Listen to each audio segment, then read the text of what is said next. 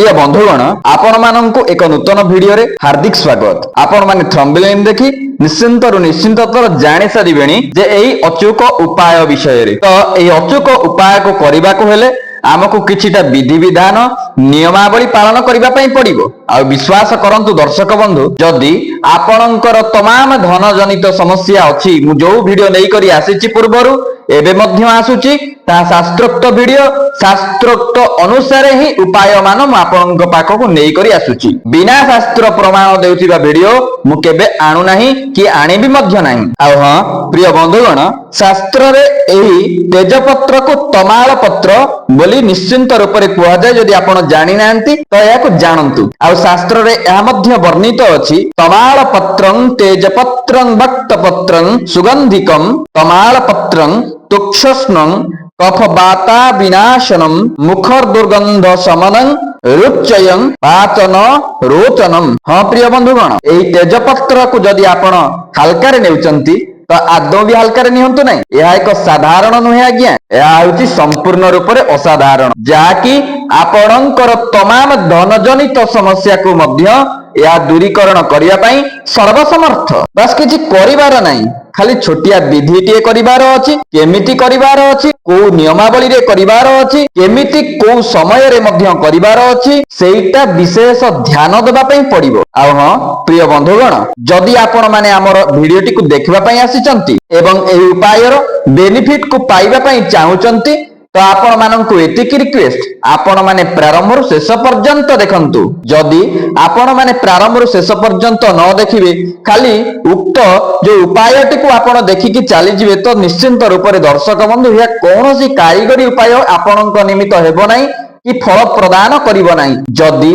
आपण भिडियोटी को संपूर्ण देखुचंती बिना स्किप रे प्रारंभ रु शेष पर्यंत जानुचंती ए विषय रे मु आपणको 100% ग्यारंटी देकी कहूची दर्शक बंधु आपणकर तमाम धन जनित समस्या अवश्य दूरीकरण हेबो। काहे कि ना एही उपाय द्वारा बहुत व्यक्ति विशेषकर खाली विश्वास करंतु बहुत व्यक्ति विशेष आपण अनगिनत लोक गणी पारिबे नाही। अनगिनत लोक आज्ञा यार फायदा पाई सारिलेनी ऑलरेडी। आउ जदि आपण माने ए उपाय विषय रे अनभिज्ञ अछंती आपण माने किछि उन्नति करिया पई चाहुचंती आपणकर धन जनित तमाम समस्या अछि, आपण ऋण कर्ज जनित समस्या रे बुडी करी अछंती, आपणकर व्यापार वाणिज्य संपूर्ण ठप होई सारिछि, आपणकर जदि आपण मन भीतर रखिचंती जे किछि गृह निर्माण करिवि किछि निर्माण कार्य करिवि तो से कार्य मध्य होई पारु नै, बाधावट साजुची अर्थर। तो आपण माननकु एतिक रिक्वेस्ट आपण माने प्रारंभ रु शेष पर्यंत देखंतु। आउ एही उपाय करिनेबा क्षणी आपणकर तमाम धन जनित समस्या आज्ञा तमाम धन जनित समस्या दूरित होई थाए। आउ हां प्रिय बंधुगण जदि आपण माने हम चैनल ले नुवा करी आसीचंती एमतिका इन्फॉर्मेटिव आउ शास्त्रोक्त भित्तिक प्रमाणर अचूक उपाय पाइबा को हेले आमर एई सत्य शांति मार्गदर्शन यूट्यूब चैनल टी को सब्सक्राइब करी रखंतु। पाखरे थिबा बेल आइकन टी को प्रेस करंतु जद्वारा कि आमर तत्क्षणात वीडियो अपलोड हेबा क्षणी आपणक पाखको नोटिफिकेशन जिवो एवं आपण माने यार फायदा उठेई परिबे। आ हां वीडियो टी को गोटे लाइक करंतु, या द्वारा आमर भितरे एक नूतन प्रोत्साहनर ऊर्जा संचरित होइथाय जद्वारा कि आमे एमतिका शास्त्रोक्त प्रमाण वीडियो पाइबा पई अनेक शास्त्र पुस्तक मान खेळैथाउ एवं आपण माननकु एमतिका शास्त्रक भित्तिक वीडियो गुडिक आपणक पाखरे पहुंचाई थाउ जद्वारा कि आपण माने यार बेनिफिट पाई पारंती। आ कमेंट बॉक्स रे जय माता महालक्ष्मी अवश्य लिखि दियंतु। आ मु एटा ग्यारंटी सहित कहूची आपणकु आज भी मध्य जदि आपणकु 10 कोटी 20 कोटी एमति कि 50 कोटी हो मध्य आपणकर जदि बड़ बड़ लोकियांक कथा कहूची जो माने सब रिच पर्सन माने अछंती तांकर कोटी ऊपर कथा लक्ष्य न थाए कि हजार न थाए सेमानक कथा हम कहूची सेमाने एमति का पैसार किछि रुकावट सजुथिबारु जद्वारा कि सेमाने अनेक प्रकार धन जनित समस्या मध्य दे गति करंती। खाली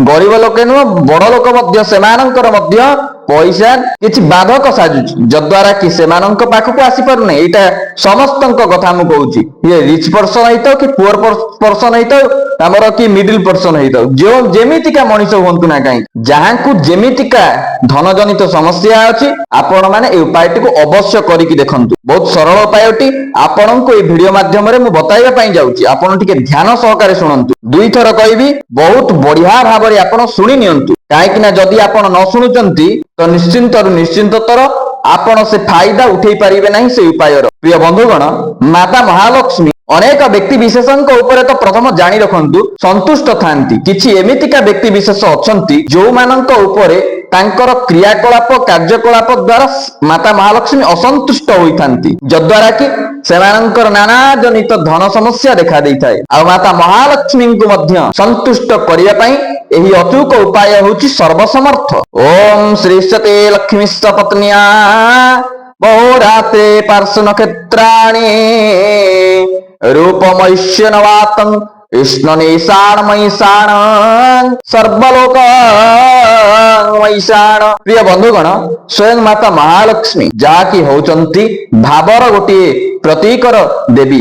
ଆପଣ ଯଦି ତାଙ୍କୁ ଭାବରେ କିଛି ପୂଜାର୍ଚ୍ଚନା କରୁଛନ୍ତି ତେବେ ନିଶ୍ଚିନ୍ତରୁ ନିଶ୍ଚିନ୍ତତର ସିଏ ଆପଣଙ୍କର ସେଇ ଭାବକୁ ହିଁ ଗ୍ରହଣ କରିଥାନ୍ତି, ନା କି ଆପଣଙ୍କର ସେ କପୁର ଘିଅବତୀ କିମ୍ବା କୌଣସି ପ୍ରକାରର ଧୂପବତୀ। ଏହାକୁ କଦାପି ନୁହେଁ। ଯଦି ଗୋଟେ ଭକ୍ତ ଭିତରେ କିଛି ନଥାଇ ମଧ୍ୟ ସେ ଭାବକୁ ସମର୍ପଣ କରିଥାଏ ମାତା ମହାଲକ୍ଷ୍ମୀଙ୍କର ପାଖରେ, ତ ନିଶ୍ଚିନ୍ତରୁ ନିଶ୍ଚିନ୍ତତର ସ୍ୱୟଂ ମାତା ମହାଲକ୍ଷ୍ମୀ ସେଇ ଭକ୍ତ ଉପରେ ଅତ୍ୟନ୍ତ ପ୍ରସନ୍ନ ହୋଇଥାନ୍ତି। ଆଉ ଏଇ ଯୋଉ ଅଚୁକ ଉପାୟ ମୁଁ ଆପଣଙ୍କୁ ବତାଇବା ପାଇଁ ଯାଉଛି ନା ଦର୍ଶକ ବନ୍ଧୁ, ଏହା ସ୍ୱତନ୍ତ୍ର ରୂପରେ ମାତା ମହାଲକ୍ଷ୍ମୀଙ୍କ ସହିତ ଜଡିତ ଅଛି। ଏହାକୁ ସାଧାରଣ ଉପାୟ ଭାବନ୍ତୁ ନାହିଁ।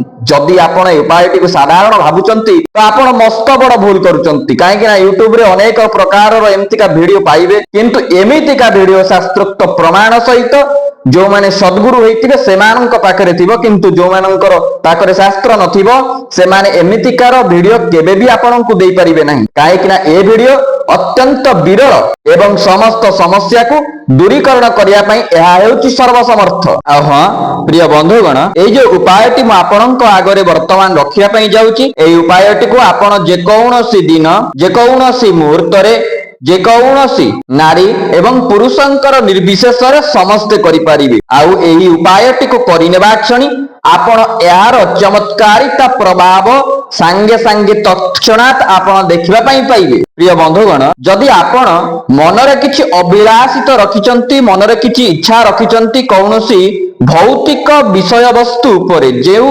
ଜିନିଷଟିକୁ ଆପଣ ପାଇବା ପାଇଁ ସଚେଷ୍ଟା କଲେଣି ବହୁତ ପୁରାତନ କାଳରୁ, କିନ୍ତୁ ସେଇଟାକୁ ଆପଣ ହାସଲ କରିପାରିନାହାନ୍ତି, କିମ୍ବା ଆପଣଙ୍କର ଯେକୌଣସି ମନବାଞ୍ଛିତ ଇଚ୍ଛିତ ବସ୍ତୁ ଗୁଡ଼ିକ ଏପର୍ଯ୍ୟନ୍ତ ମଧ୍ୟ ପଡ଼ିଅଛି ଯାହାକୁ ଆପଣ ପ୍ରାପ୍ତ ଏବେ ବି କରିନାହାନ୍ତି, ତ ଆପଣ ଚିନ୍ତାମୁକ୍ତ ରୁହନ୍ତୁ। ଆପଣଙ୍କ ନିମିତ୍ତ ଏହି ଅଚୁକ ଉପାୟ ହେଉଛି ସର୍ବୋତ୍ତମ। ତ ଆପଣ ମାନେ କଣ କରିବେ ଦର୍ଶକ ବନ୍ଧୁ, ଗୋଟିଏ ତେଜପତ୍ର ନିଅନ୍ତୁ, ସମ୍ପୂର୍ଣ୍ଣ ରୂପରେ ଛିଦ୍ର ବିହୀନ ହୋଇଥିବ ଏବଂ ଏକଦମ ସଫା ଦେଖାଯାଉଥିବ ସେମିତିକା ତେଜପତ୍ରଟିଏ ନିଅନ୍ତୁ। ତାର ଯେମିତି ପଛପଟେ ଦଣ୍ଡି ଥିବ, ମାନେ କାଠିଟିଏ ବାହାରିଥିବ, ସେଇଟା ପ୍ରତି ମଧ୍ୟ ଧ୍ୟାନ ଦେବେ। ମାନେ ଆପଣଙ୍କର ଅଚାନକ କିଛି ପଇସା ଆବଶ୍ୟକ ହୋଇଥାଏ। ଭଉଣୀ ଭାଇ ମାନଙ୍କୁ ମୁଁ ଆପଣଙ୍କୁ କହି ରଖୁଛି, ଆପଣ ମାନେ ହଠାତ୍ କିଛି ପରିସ୍ଥିତି ଏମିତି ଆପଣଙ୍କର ଆସିଥାଏ ଯେ ହଠାତ୍ କିଛି ପଇସାର ଆପଣଙ୍କ ଆବଶ୍ୟକତା ଥାଏ, କିନ୍ତୁ ସେତେବେଳେ ପଇସା ନଥାଏ। ମାନେ ବଡ ବଡ ଅରବପତି ଯୋଉମାନେ ସବୁ ଅଛନ୍ତି ସେମାନଙ୍କୁ 100 କୋଟି 200 କୋଟି 300 କୋଟିର ଏମିତିକା ଧନର ପ୍ରୋବ୍ଲେମ ସେମାନଙ୍କୁ ଦେଖା ଯାଇଥାଏ। ଆଉ ଯୋଉମାନେ ମିଡିଲ ଅଛନ୍ତି ସେମାନଙ୍କୁ ସେମିତି 5 ଲକ୍ଷ 3 ଲକ୍ଷ 2 ଲକ୍ଷ ଏମିତିକା ସବୁ।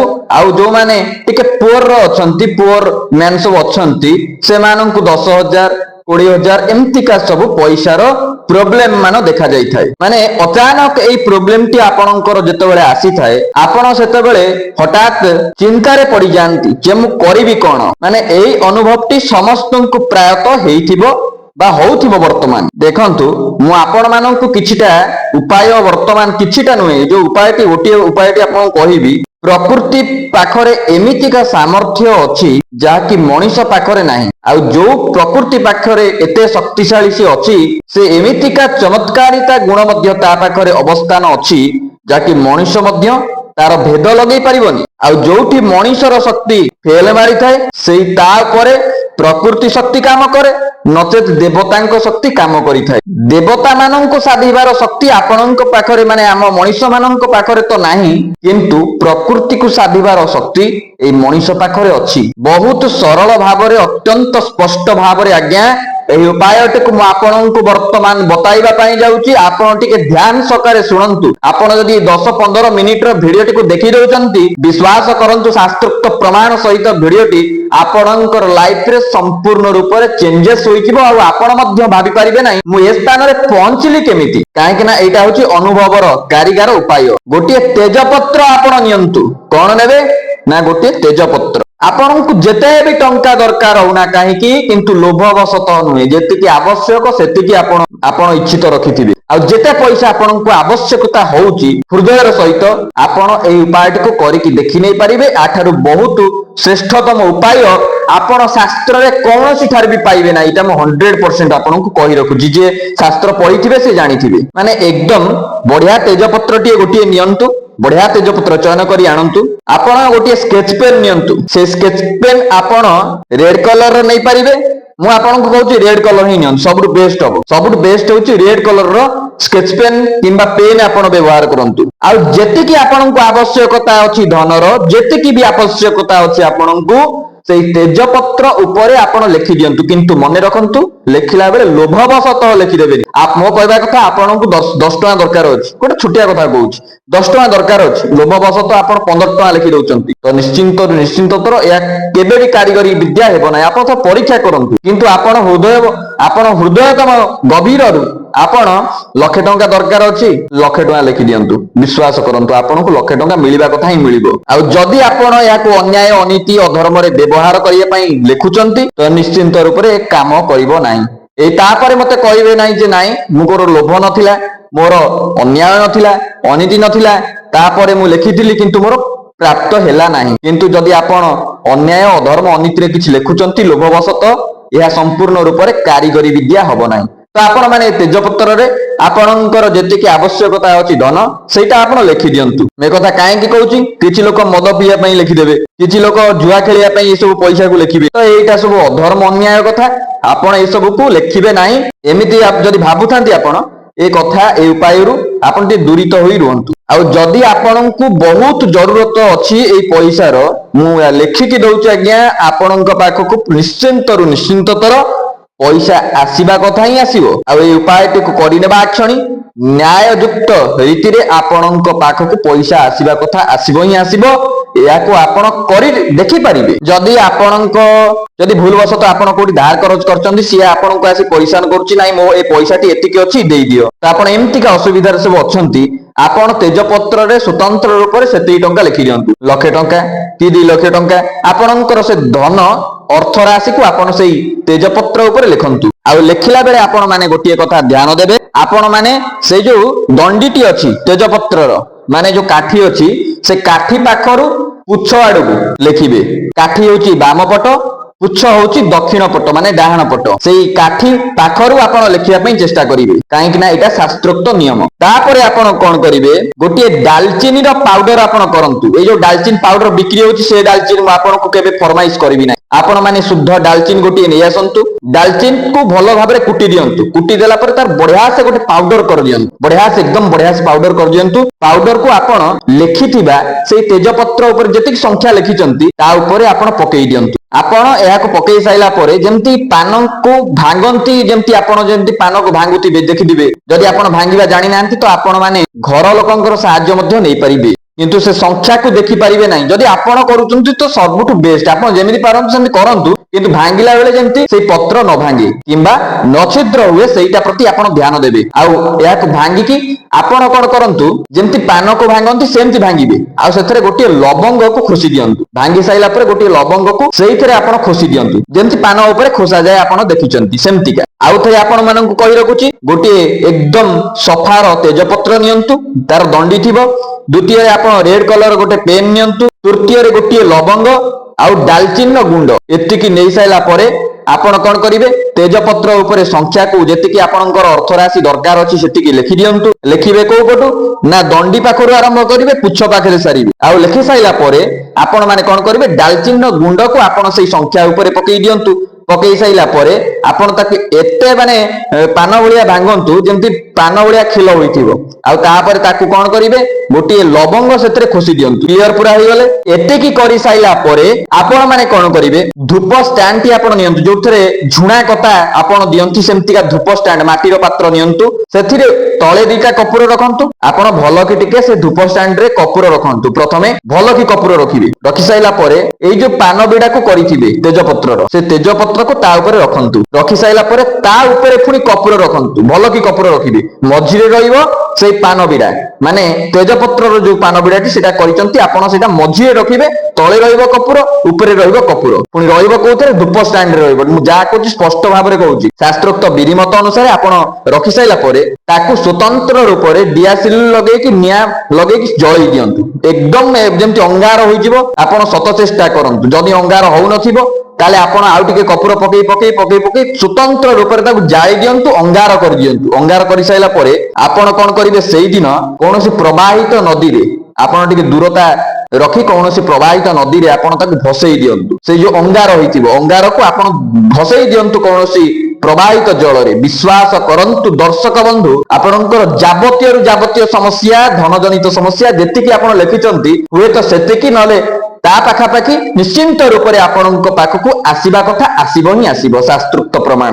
ଆଜି ପାଇଁ ଭିଡିଓକୁ ଏଇଠି ଏଣ୍ଡ କରିବା। ଯଦି ଆପଣ କରିନେଉଛନ୍ତି ଏହା ଆପଣଙ୍କ ପାଇଁ, ଆପଣଙ୍କ ପରିବାର ବର୍ଗ ମାନଙ୍କ ପାଇଁ ହିତ ମଙ୍ଗଳ। ଆଉ ଅନ୍ୟାୟ, ଅଧର୍ମ, ଅନୀତିରେ ଆପଣ ଏହାକୁ ବ୍ୟବହାର କରନ୍ତୁ ନାହିଁ। ତ ଦର୍ଶକ ବନ୍ଧୁ, ଆଜି ପାଇଁ ବାଣିକି ଏଠି ବିରାମ ଦେବା। ରହୁଛି, ନମସ୍କାର। ଜୟ ମାତା ମହାଲକ୍ଷ୍ମୀ।